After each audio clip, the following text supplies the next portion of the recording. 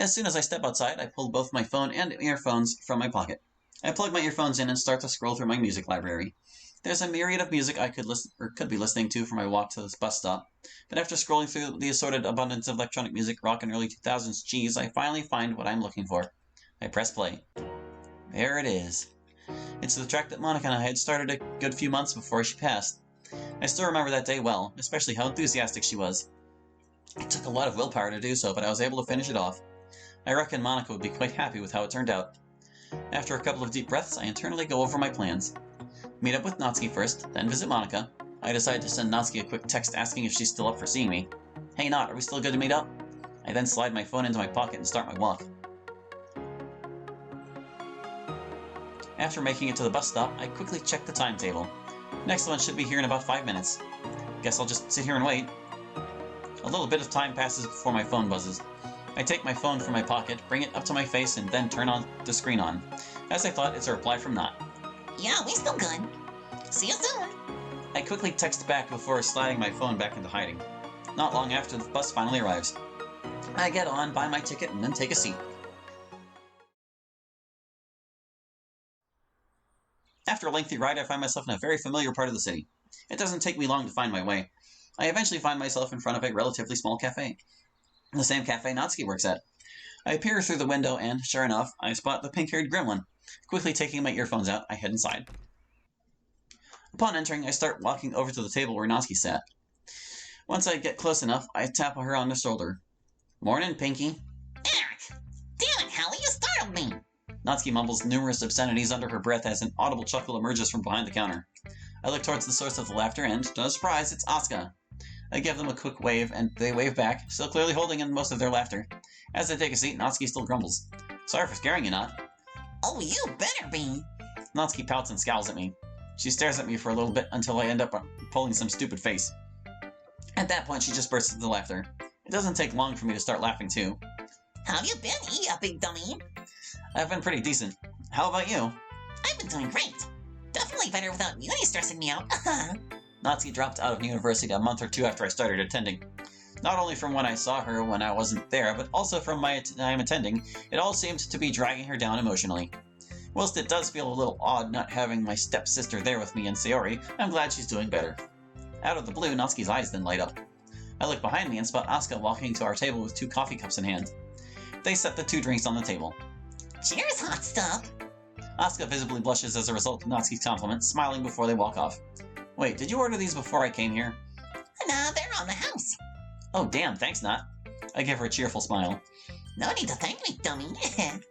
As Natsuki and I catch up, more customers come and go. After some time, though, yet another customer arrives and walks past. My eyes catch an all-too-familiar shade of lavender. And judging by the gleeful look on Natsuki's face, she's seen it too. We wait for a bit as we then hear a familiar gentle voice looking back as we do. After a couple of seconds, the lady turns around. And before she can notice us... Hey, Yuri! Yuri holds her hands against her chest as she collects herself. First time I've seen Yuri in months, and Natsuki almost gives her a heart attack. I have a quick look around to see if anyone else overheard Yuri's yelp. A few heads head turned to look at Yuri, but they look away soon after. Yuri eventually takes a seat next to Natsuki. Good morning, you two. Morning! Morning, Yuri. Been a while, hasn't it? It has been, yes. How have you been since I last saw you? I've been doing good. I've been slipping up a lot less than I used to. Sayori's been keeping me company a lot of the time. Rio, too, whenever he pops over. How about you, Yuri? It's been a busy couple of months, to say the least. I've been in a hurry to finish off all of my assignments, and I got my final one in this morning. So I decided that I'd treat myself a little. Treat yourself? Yuri, you're a regular here. Natsuki then returns her focus to me. Oh, you should have heard some of the stories that she's told me. She turns back to Yuri. Like those boys from last semester. Oh, Lord, them. Huh? As Yuri ended up attending a different university than myself and the others, I am a little curious. What about them? Well, they, were saying some interesting things about me. Granted, it wasn't anything insulting or anything, but, Yuri starts nervously fiddling with her hair. Have you ever heard of Freud's Oedipus complex at all? My mind goes blank. I can't ever recall hearing about anything like that. They were calling her Mommy, Hallie. Natsuki's blunt explanation turns Yuri's face blood red and makes my eyes widen. Well, certainly didn't expect to hear that this morning. Surely there's a better way of phrasing that. Natsuki lets out a short yet exceedingly cheeky giggle as Yuri attempts to collect herself for the second time today. Yuri eventually exhales. To be honest, it did make for some halfway decent anecdotal evidence for one of my essays. So at least there was an upside to all of that. As the earlier embarrassment starts to fade, Asuka comes to drop off Yuri's tea, them and Natsuki exchanging smiles as they go back behind the counter. After Yuri takes a small sip of her drink, she looks over to me with a tinge of curiosity to her gaze. I slightly cock my head to the right. You okay there, Yuri? I am, yes. It's just... Are you okay, Hallie? Like, I know what day it is. I bite the inside of my lip and close my eyes for a moment. I then nod to myself and look back towards Yuri. I could be better, but I'm okay. It's still crazy to think it's been 2 years already. Like, that's just... Christ, I just don't know how to explain it. Yuri looks off to the side with a downcast look in her gaze. I didn't mean to bring the mood down. No, Yuri, that's okay. Monica may no longer be here with us physically, but there's something that Sayori reminded me of this morning. It was something I said a while ago. It's not like Monica stopped existing. She's still in our hearts. And, personally speaking, I think she'd be thrilled that her 4 closest friends are still close. The 2 girls smile sweetly. I think so too. I return Yuri's smile. I really wish Sayori wasn't busy this morning. She would have loved to catch up with Nat and Yuri. More time passes. Me, Natsuki, and Yuri ended up exchanging some more stories of our post-high school lives, a couple stories from home, and even the odd memory or two about Monica. Eventually, though, I decide it's time that I get going. I say my goodbyes to both Natsuki and Yuri and then set off. In immediate retrospect, it probably would have been better to at least ask them if they wanted to accompany me. But I've got a lot of things to do before I get to Monica. Where do I begin?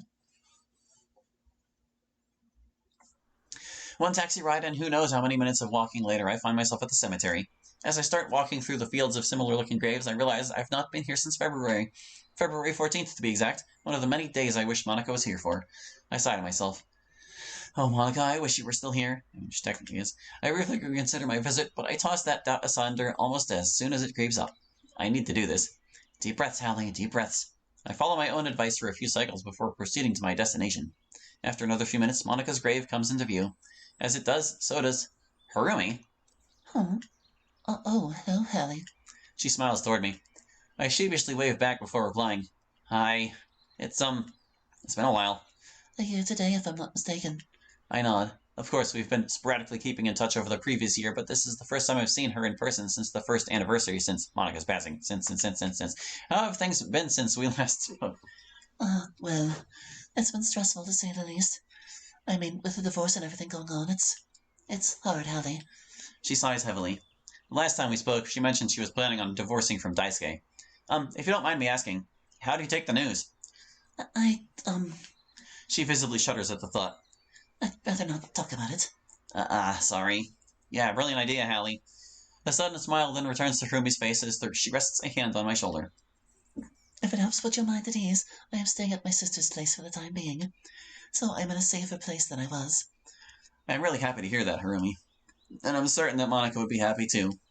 She would be. Harumi's smile then falters slightly as she looks back to Monica's resting place. I turn to match her gaze and look down towards the stone. We just stay there silently for some time. The coming breeze brushes against the pair of us. I reach into my pocket and gently grip the piece of paper. Can I confide in you about something, Hallie? She speaks to me softly, her eyes still locked on the stone in front of us. Of course you can. She sighs before collecting herself. I know this is probably going to sound crazy, but sometimes I still hear her voice. And honestly, it does a lot to comfort me. My lips curl into a smile once more. I thought I was the only one. Harumi's arms drop to her sides, her smile still resting on her face. Our eyes lock for what feels like a good few minutes. She then begins to sheepishly approach me. Harumi then opens her arms and gestures for me to come closer. I do just that, and, soon enough, she gently takes me into her embrace. We stay like this for a decent amount of time. In reality, it's probably only a few minutes. But regardless, it means a lot to me. Eventually, we release each other. I'm sorry to bring this up all of a sudden, but I've got to get going, Hallie. But hey, maybe we'll see each other again soon. It would definitely be nice to meet up more often. Hell, could even do a lot to fill in the gap that Monica's passing left in our hearts. I think I'd like that. I would too. After one last quick hug, we bid each other goodbye and she walks off. Whatever she has to do, I just hope she's okay. Now, finding myself on my own, I turn and look back down to Monica's stone. As I gaze at it, time seems to slow to a crawl. Or at least that's how it feels. I take a deep breath. Hey Moni, it's me again. I know it's been a few months since we last spoke. Things have been a bit busy at uni. I pause momentarily to streamline my thoughts. Even though I've been here more than enough times, speaking to her like this never gets easier. Maybe it will do one day, who knows? Like, I've submitted my final assignment of the semester, now it's just the wait to find out if I'm moving on to the final year. I even got around to finishing that song we started for one of them. Personally speaking, I think it sounds pretty good. I just wish you were here to listen to it, though. I stop and sigh. Need to try and lighten up my thoughts a bit. The girls are doing well for themselves. Sierra and Yuri are just wrapping up their final semesters. Natsuki's got a job with her partner. Heck, Sierra's even got a fella now. I'm really proud with how better she's doing. Again, I just wish you were here to see it all. You'd be proud of all three of them, too, I reckon. I then stick my hand in my pocket and, after a slight moment of hesitation, I pull out the sheet of paper I brought with me. It's a little bit crumpled from the little journey it's had in my jacket pocket, but nothing too severe. I unfold the paper and silently read through it once or twice before looking back to Monica. I, also tried getting back into poetry recently. I found a folder with a whole bunch of my old poems in it. There were even some of the ones you wrote for me. I smiled to myself, my eyes flickering first to the sheet in my hand and then back to the engraved rock below. Or back to engraved rock. I wrote you a poem. Like, I don't know if it's going to be any damn good. I certainly got rusty after the literature club. God, I miss those clubroom days, I really do. Anyway, enough reminiscing. I need to get this over with. I bring the paper to my face and begin to read aloud to Monica. I know. Got the bar? Okay. You have been away for some time, this I know. Months and months have dragged by. Me spending most of my time drunk on woe, this I know. For days on end I wished your fate wasn't so, needlessly screaming to myself, pleading to know why you had to go. Desperation began to grow, began to fester like the wound it was, and my mind went places I never knew it could even go. This I know. Years have gone by without you. The time learning to go on coating the old wounds with scar tissue. If asked back then if I'd still be here, I'd just say I didn't know. With you in my heart, though, I know I can. I know can. God damn it. Really finishing with that. I read each line clearly with a degree of confidence I've not experienced for a while. Deep down, I know it'd be better off after a rewrite or three, but I'm just glad I got something down. I fold the sheet back up and return it to my pocket before looking back to Monica. I hoped you liked it, wherever you are. As soon as those words leave my mouth, my eyes start to water up. Despite that, though, I'm not crying. I slowly approach the headstone and, when I get as close as I can, I rest my right hand upon it and look to the sky. As my eyes meet the vast space above me, I notice that the clouds have started to clear up. I breathe gently. For the first time in what feels like forever, my head is clear. I feel as if I can focus, so much so that I swear I glimpse Monica herself in the sky. Was it a mirage? Perhaps. Whatever it was, it gives me a semblance of peace. Wherever she is, I know she's watching over me.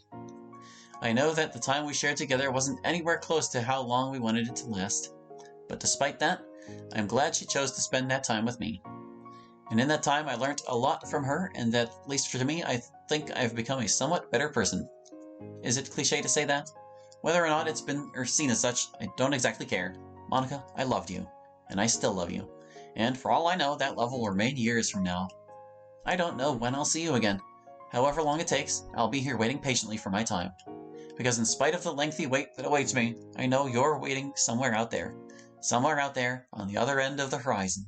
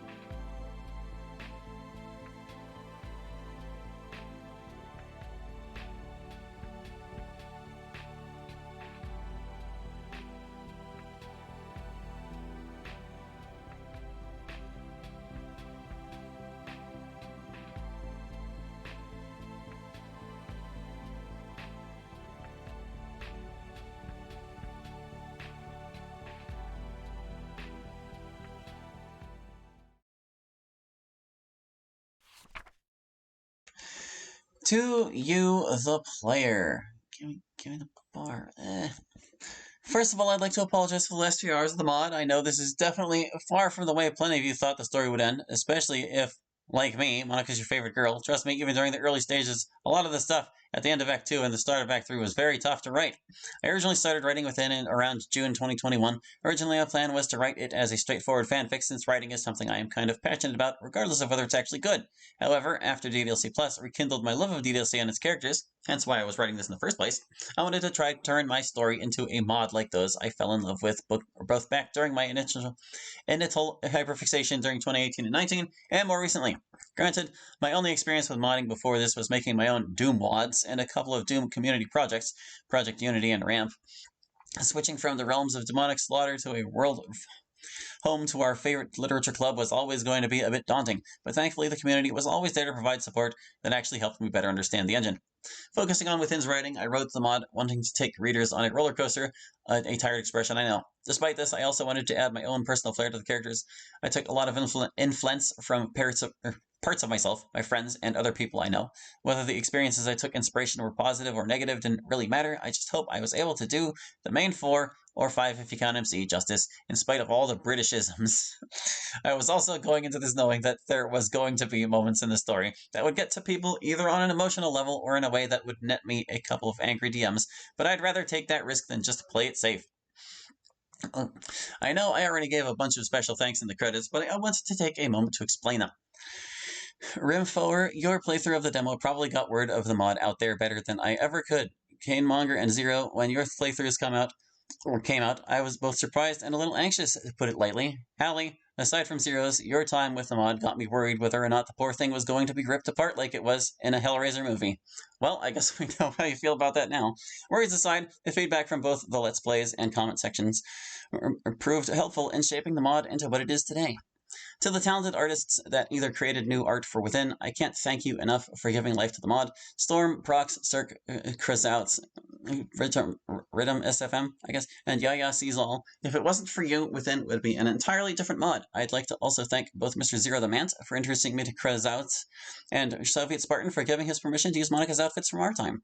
I would also like to thank both Thomas Bangalter and Guy Manuel de Homam Cristo, otherwise known as Daft Punk. As mentioned before, I started writing Within around June 2021. This was only a few months after Daft Punk's split in February, so me being me, I was listening to their music a lot.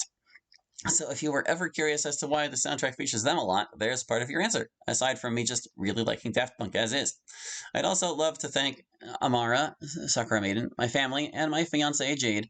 Amara gave the okay for me to use her track Ethereal Beauty in the mod, but in general, my family and fiancée have been really supportive of me during Within's production and have been there for me on my off days. I think that Within would have taken even longer to finish if it wasn't for them. Lastly, there's one more person I'd love to mention. That would be you, the person playing this mod. I want to thank you for coming on this journey with me. It's been a wild ride full of twists and turns. Some expected and probably some you didn't. In the end, I just hope the wait was worth it to some degree. From the bottom of my heart, thank you so much for being a part of this journey. I've got a few ideas for mods I want to do post Within. There's a Yuri-focused romance mod, my own personal take on the After Sayori concept. Hell, there's even the idea of mashing up DDLC and Scream. I've not decided where I want to go next, but I hope you'll be there to join me again. All the best! Callum Bespon 3 Bagshaw. And that is it for Within. Well, I'm not going to drag on my thoughts because I've been recording for 4.5 hours now. My goodness. If I'd known there was a whole other session's worth after, like, the post Monica's death and all that, I would have stopped. But, you know, I got it all done. So, yeah, that's going to do it for now. So I'll express my thoughts about the whole thing in the review. So thank you for watching, I hope you enjoyed, and we'll catch you next time with more Doki Doki. Hope to see you then. Bye bye.